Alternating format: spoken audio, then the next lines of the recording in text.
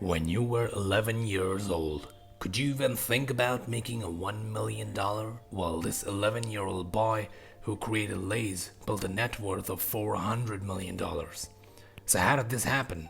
How could selling fried potato chips make you so much money? In this video, we are going to track the insane journey of Herman Lay, who created the multi-million dollar fried potato chips brand Lay's, which now has a presence in almost every country on the planet.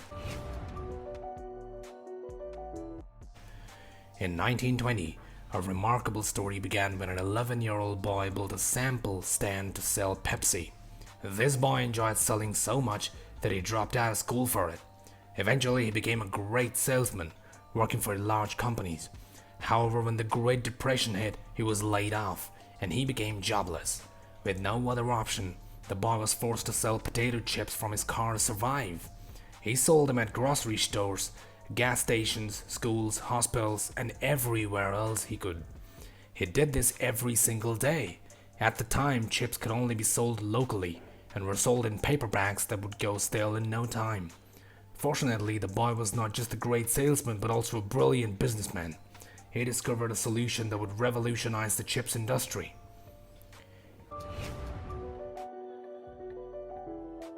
Herman Lay was born in 1909 in Charlotte, North Carolina. At the age of 11, he began selling Pepsi Cola from a stand he built in his family's front yard. Herman charged only 5 cents, while the baseball park across the street charged 10 cents. His stand was so successful that he hired other kids to work for him while he delivered newspapers. After graduating from high school, Herman attended Furman University on an athletic scholarship. But after 2 years, he dropped out of work instead. He and a friend invested $100 each to sell ice cream along a parade route. But unfortunately, the route changed at the last minute, and they were left with nothing but melting ice cream. Afterward, Herman worked a number of odd jobs before snagging a salesman position for the Sunshine Biscuit Co. Sunshine Biscuit was one of the biggest cookie makers in the US. It was already known for inventing the precursor to Oreos and Hydrox. Herman was sure to make good money, but his time at Sunshine Biscuit was cut short when the Great Depression hit and he was laid off. At this time, Barrett offered Herman a position as an extra salesman instead. From his car, Herman would sell potato chips to grocery stores, road stands, gas stations, and anywhere else he could think of. Later that year, Herman managed to borrow $100 to start his own distribution company and take over a small warehouse. He finally got his first step in the business.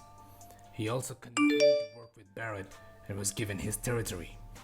From then on, the business was seemingly going well, up until a tragic event ended Herman's relationship with Barrett. Barrett's founder passed away, and the founder's family wanted to sell it off. In search of a suitable owner, the family looked to their business associates and reached out to Herman. They offered to sell the company to him for $60,000, which was 12 times Herman's life savings.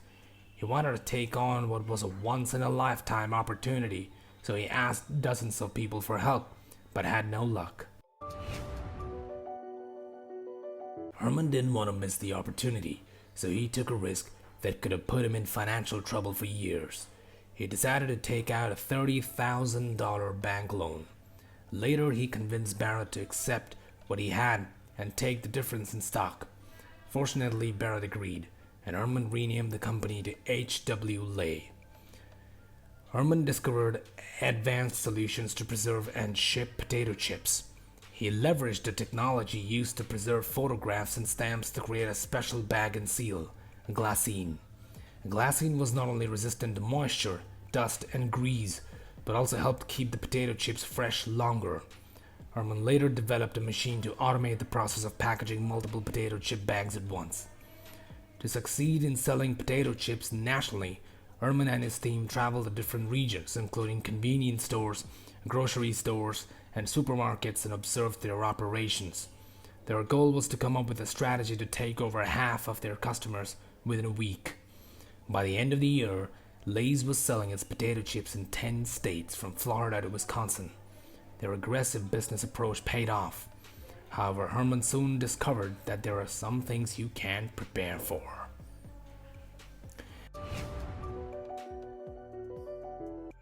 The entry of America into the Second World War led to Lay's shutting down.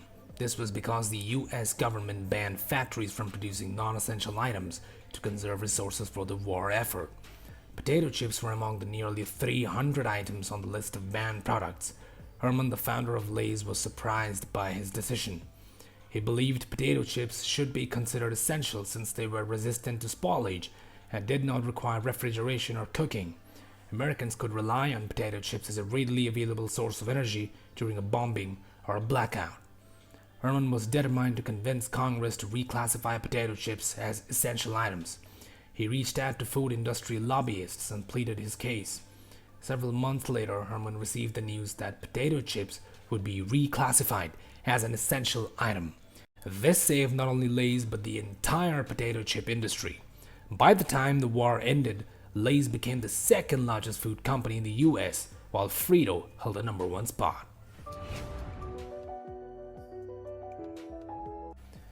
The story of Frito and Lay's began with Charles Doolin, the founder of Frito, inventing the machined mass-produced corn chips and then differentiating his flavor from competitors by growing his own special corn.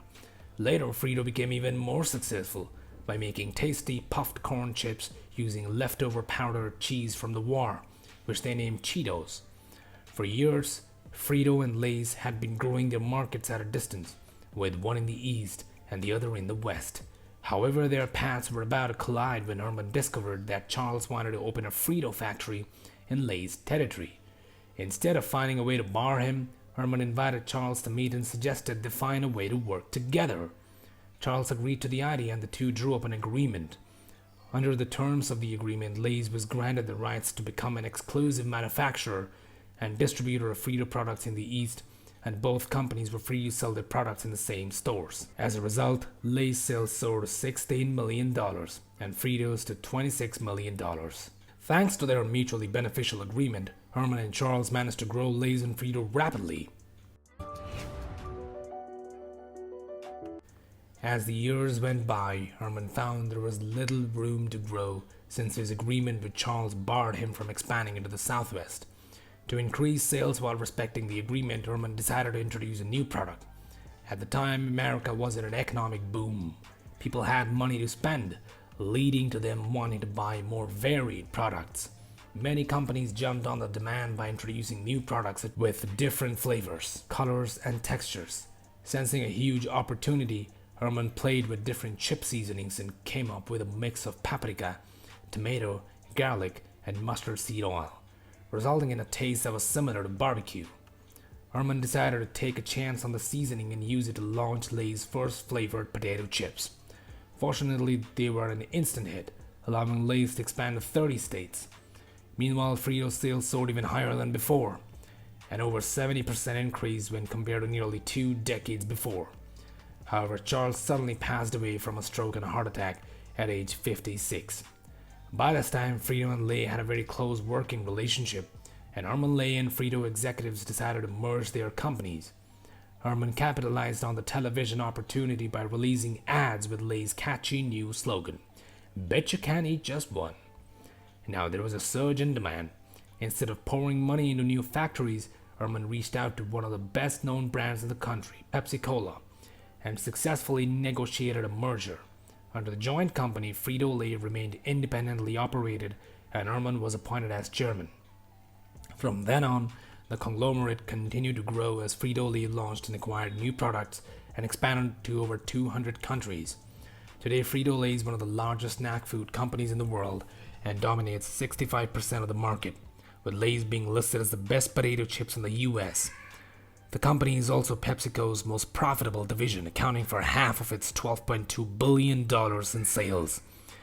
This is the story of how the founder of Lay's went from being an 11-year-old kid who sold Pepsi-Cola for 5 cents to being the CEO of a worldwide snack company worth over $16 billion.